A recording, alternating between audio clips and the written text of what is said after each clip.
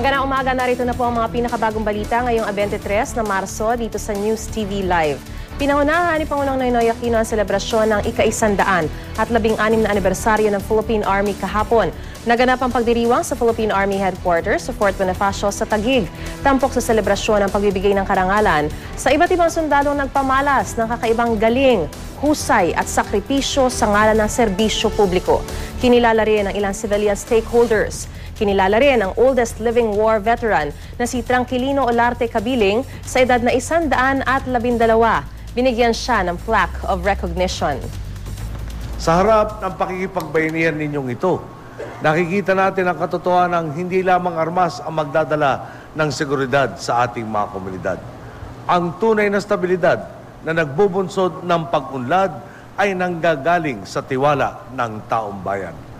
Kung harapan nilang nasasaksihan ang inyong serbisyo, mas titingalin nila ang kasunduluhan.